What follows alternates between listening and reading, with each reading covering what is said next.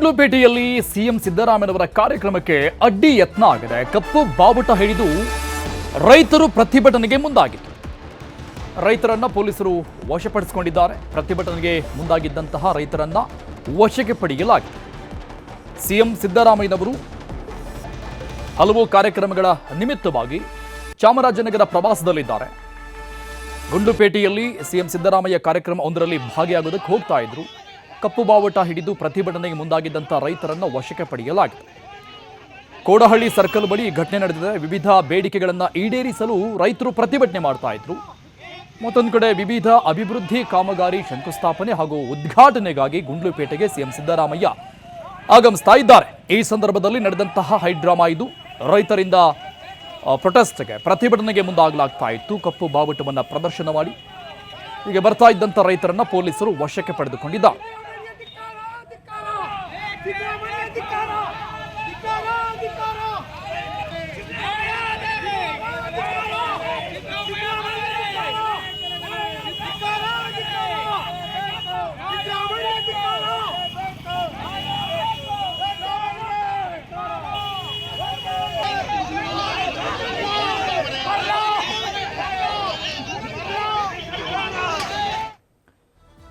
ರಾಯಚೂರು ನಗರಾಭಿವೃದ್ಧಿ ಅಧಿಕಾರಿಯ ಲಂಚಾವತಾರ. Layout map ಮಾಡಿ ಕೊಡೋದಕ್ಕೆ ಲಂಚ ಕೇಳಿದ್ರ ಅಧಿಕಾರಿ.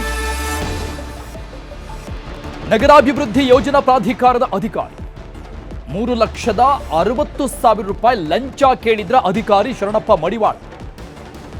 ಈ ಸಂಬಂಧಪಟ್ಟಂಗೆ ಒಂದು ವಿಡಿಯೋ ಸಿಕ್ಕಾಪಟ್ಟೆ ವೈರಲ್ ಕೂಡ ಆಗ್ತಾ ಇದೆ. ಲಂಚ ಕೇಳಿರುವಂತಹ ವಿಡಿಯೋ.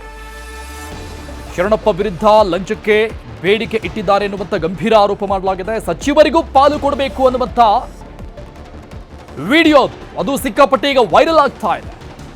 ವಿಡಿಯೋದಲ್ಲಿ ಅವರೇ ಮಾತನಾಡಿರೋದಿದೆ. ರಾಯಚೂರು ಜಿಲ್ಲೆ ಲಿಂಗಸಗೂರು ಟೌನ್ ಪ್ಲಾನಿಂಗ್ ಕಚೇರಿಯಲ್ಲಿ ಲಂಚಕ್ಕೆ ಬೇಡಿಕೆ ಇಡಲಾಗಿದೆ ಅಂತ ಆರೋಪ ಮಾಡಲಾಗಿದೆ. ಆ ವಿಡಿಯೋ ಇದು. ಸಚಿವರಿಗೂ ಪಾಲು ಕೊಡಬೇಕು ಅಂತ ಅಧಿಕಾರಿ ಶರಣಪ್ಪ ಹೇಳಿದ್ದಾರೆ.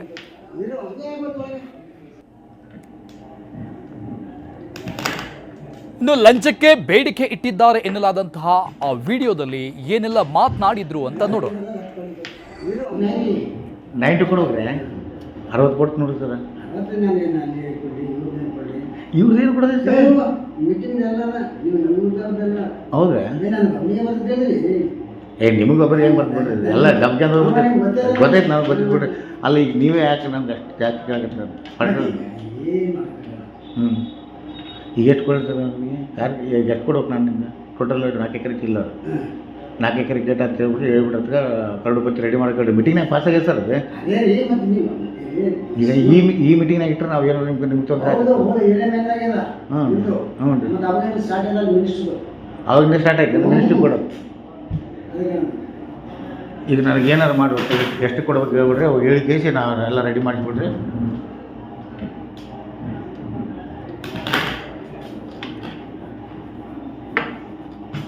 ಸರ್ ಈಗ ಬೇಡ ಇದ್ದಾಗ 360 ಬೇಡ 260.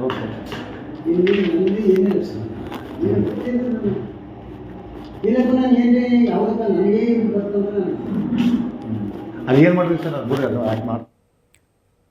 ಈ ಬಗ್ಗೆ ಡೀಟೇಲ್ಸ್ ಕೊಡ್ತಾರೆ ನಮ್ಮ ಪ್ರತಿನಿಧಿ ವಿಶ್ವನಾಥ ಸಂಪರ್ಕದಲ್ಲಿದ್ದಾರೆ. ವಿಶ್ವನಾಥ, ನಗರಾಭಿವೃದ್ಧಿ ಯೋಜನಾ ಪ್ರಾಧಿಕಾರದ ಅಧಿಕಾರಿ ಶರಣಪ್ಪ ಮಡಿವಾಳ್ ಅವರ ಒಂದು ವಿಡಿಯೋ ವೈರಲ್ ಆಗ್ತಾ ಇರುವಂಥದ್ದು. ಈ ಬಗ್ಗೆ ಏನಾದರೂ ಕ್ರಮಗಳ ಸೂಚನೆಗಳೇನಾದರೂ ಸಿಗ್ತಾ ಇದೆಯಾ? ಹಿರಿಯ ಅಧಿಕಾರಿಗಳಿಗೆ ಈ ಬಗ್ಗೆ ಏನಾದರೂ ಇಲ್ಲಿವರೆಗೂ ಗಮನಕ್ಕೆ ಏನಾದರೂ ಬಂದಿದೆಯಾ?